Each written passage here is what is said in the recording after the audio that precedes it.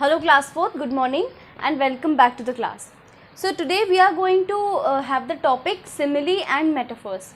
Simile and metaphors is kind of a new topic for you because we didn't have read this topic in your previous classes. Simile and metaphors they basically come when you read poetries. Okay, when you read poems then you will come across these simile and metaphors. ये क्या होते हैं? ये होते हैं, इनको हम बोलते हैं figures of speech. Figures of speech जिसको आप हिंदी में कहते हैं अलंकार. ठीक है, आप जब थोड़े बड़े हो जाओगे तो आप पढ़ोगे, हिंदी में अलंकार पढ़ेंगे, उसी को हम फिगर्स ऑफ स्पीच कहते हैं. काफ़ी सारे होते हैं और शुरुआती जो हम पढ़ते हैं सबसे पहले वो होते हैं हमारे सिमिली या मेटाफर. ये स्पेलिंग थोड़ा सा मिस्टेक हो गई है, आपसे सही कर लीजिएगा. सिमिली या फिर मेटाफर आपकी बुक में, लिटरेचर बुक में पेज नंबर 29 पे दिया हुआ है, आप वहाँ से देख सकते हो.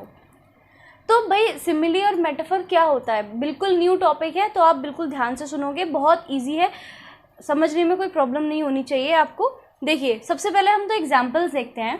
The tongue of a bee is hollow like a straw. The tongue of a bee is hollow like a straw. मतलब कि जो बी होती है, बी मतलब जो मक्खी होती है, उसकी जो टंग है, उसकी जो जीभ है, वो कैसी होती है? हॉलो होती है. हॉलो का मतलब खोखली. किसकी तरह? स्ट्रॉ की तरह. स्ट्रॉ क्या होता है? स्ट्रॉ क्या होता है? जैसे आप कोल्ड ड्रिंक पीते हो ना, तो वो जो पाइप होता है उसे स्ट्रॉ कहते हैं. तो जो बी की टंग होती है वो स्ट्रॉ की तरह हॉलो होती है, बिल्कुल पाइप जैसी होती है. तभी तो वो उससे फूलों का रस जो है वो इकट्ठा करती है. एंड सेकेंड एग्जाम्पल देखिए, Sid was as hungry as a church mouse. Sid जो है वो कितना भूखा था? किसकी तरह भूखा था? जैसे कि चर्च माउस भूखे रहते हैं, चूहे भूखे रहते हैं, उसी तरीके से सिड भी बहुत भूखा था. तो आपने यहाँ पे देखा कि हमने एक चीज़ को दूसरी चीज़ से कंपेयर किया है. कैसे? हमने बी की जो टंग थी, जो बी की टंग थी उसको हमने किससे कंपेयर किया था? स्ट्रॉ से कंपेयर किया था. इसी तरीके से सिड को हमने किससे कंपेयर किया है? माउस से कंपेयर किया है कि सिड कितना कैसे भूखा था, जैसे कि चर्च के माउस भूखे होते हैं. तो ये जो हमारा एट्रीब्यूट होता है, ये जो हमारा एक फीचर होता है, उसको हम कहते हैं सिमिली. ठीक है, डेफिनेशन देख लेते हैं. A simile describes an item by comparing it with something else. एक सिमिली जो होती है वो क्या करती है? किसी भी एक चीज़ को, किसी भी एक वस्तु को डिस्क्राइब करती है, उसके बारे में बताती है. और कैसे बताती है? उसको दूसरी चीज़ से कंपेयर करके बताती है.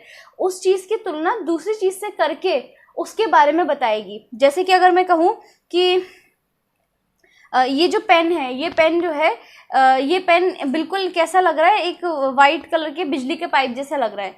ठीक है, तो मैंने क्या किया? इस पेन के बारे में आपको बताया, लेकिन किस तरीके से बताया? इसको कंपेयर करके किसी और चीज़ से. तो यही चीज़ क्या है? सिमिली है. जब हम किसी एक चीज़ के बारे में बताते हैं दूसरी चीज़ से कंपेयर करके, तो वो सिमिली होती है. सिमिली की पहचान क्या होती है? सिमिली की पहचान ये होती है कि हम उसमें लाइक या एज का इस्तेमाल करते हैं. देखो यहाँ पे हमने लिखा था ना, हॉलो लाइक अ स्ट्रॉ, तो यहाँ पे लाइक का इस्तेमाल किया.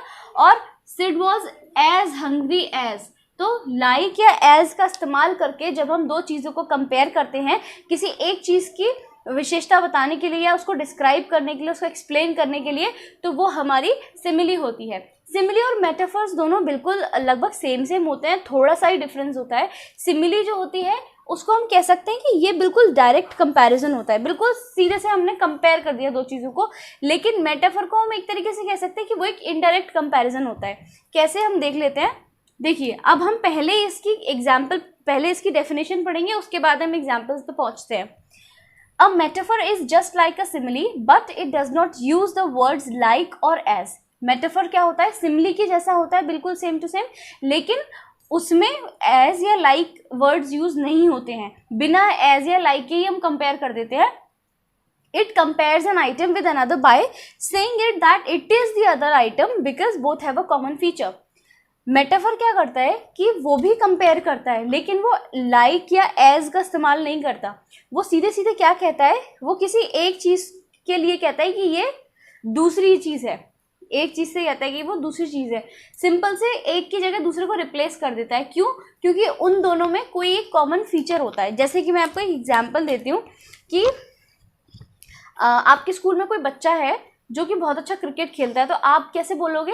आप ये नहीं बोलोगे कि वो बिल्कुल सचिन तेंदुलकर की तरह खेलता है, he plays like Sachin Tendulkar, नहीं, आप बोलोगे he is the Sachin Tendulkar of our school, वो हमारे स्कूल का सचिन तेंदुलकर है। तो आपने क्या किया, उस पर्टिकुलर बच्चे को सचिन तेंदुलकर से रिप्लेस कर दिया। क्यों रिप्लेस कर दिया? क्योंकि उन दोनों में ही एक कॉमन फीचर था, क्या कि वो दोनों ही क्रिकेट अच्छा खेलते हैं। तो किसी भी दो चीज़ों का जिसमें कि कोई एक कॉमन फीचर है तो हम क्या करते हैं, रिप्लेस कर देते हैं। अब आप इसे एग्जाम्पल से और अच्छे से समझ जाओगे। देखो, अभी हमने यहाँ पे इसको सिमिली की तरह पढ़ा था, अब इसी को सेम हम इसे मेटाफर की तरह पढ़ते हैं। कैसे पढ़ेंगे? Sid became a hungry church mouse. Sid क्या बन गया? एक हंग्री चर्च माउस बन गया। ऊपर हमने क्या लिखा था कि सिड एक चर्च माउस की तरह हंग्री था, एक चूहे के जैसा भूखा था वो। लेकिन यहाँ पे हमने क्या बोल दिया कि Sid became a hungry church mouse, मतलब कि सिड जो है वो एक भूखा चूहा बन गया। तो हमने यहाँ पे उसको कंपेयर नहीं किया, डायरेक्टली कंपेयर नहीं किया कि उसके जैसा हो गया या उसकी तरह हो गया, ऐसा नहीं किया हमने सीधा सा उस दूसरी वस्तु को जिससे हमें कंपेयर करना है उसकी जगह से रिप्लेस कर दिया। ठीक है, एक और देख लो, ये वाले ऊपर वाले का, the tongue of a honey bee is a straw. हमने यहाँ पे क्या बोला था? The tongue of a bee is hollow like a straw, कि एक स्ट्रॉ की तरह हॉलो होती है। लेकिन हमने यहाँ पे क्या बोला है कि the tongue of a honey bee is a straw. Honey bee की जो टंग है वो क्या होती है? एक स्ट्रॉ होती है। यहाँ पे हमने पाइप की तरह नहीं बोला, स्ट्रॉ की तरह नहीं बोला, हमने बोला है कि वो स्ट्रॉ ही होती है। क्यों होती है? क्योंकि हमने दोनों की जगह पे एक कॉमन फीचर देखा कि स्ट्रॉ भी हॉलो होता है और हनी बी की जो टंग होती है वो भी हॉलो होती है, दोनों में एक कॉमन फीचर है। तो हमने टंग की जगह पर उसको स्ट्रॉ बोल दिया कि नहीं, वो जो टंग है वो स्ट्रॉ है। ठीक है, तो इस तरीके से हम सिमिली और मेटाफर करते हैं।